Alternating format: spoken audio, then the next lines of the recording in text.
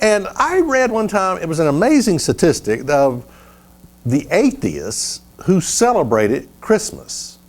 I mean, it was way up there. People that don't even believe in God who also celebrate Christmas. And that in itself should tell you something ain't right. I mean, this isn't right. I mean, why would atheists celebrate Christmas?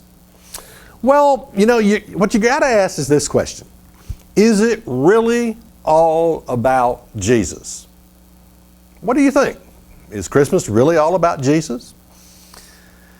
Now, a lot of times I'll hear the statement, well, we need to put Christ back into Christmas. I hear that constantly, and people get upset. And one year, a couple of years ago, I got an email, and it's about Lowe's flyers that they offer at Christmas time. And instead of calling them Christmas trees, they were calling them holiday trees. And people were all upset at this. That's not a holiday tree, that's a Christmas tree. And we need to put Christ back into Christmas. Well, listen, should you be upset over these issues? Well, I really don't think you should be. And a lot of non-religious people, because they're out of the box, they're not in the box of churchianity. You see, if you're religious, you're in the box of churchianity. And you view things from a certain perspective.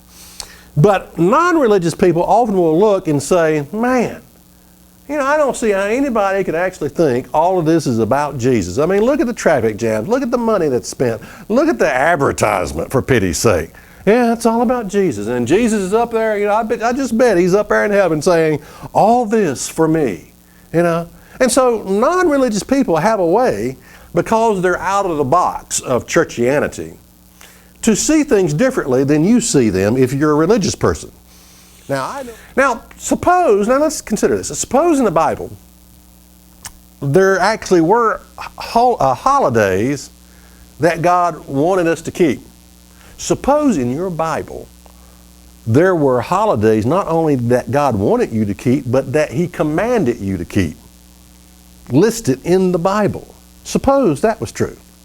In other words, instead of just coming up with our own method for worshiping God, and that really is what Christmas is. It's man's method. God, this is what we'll do. We'll celebrate your birthday, and we'll put a tree in our home. We'll swap gifts, and we'll honor your birthday. It really is man's method for worshiping God.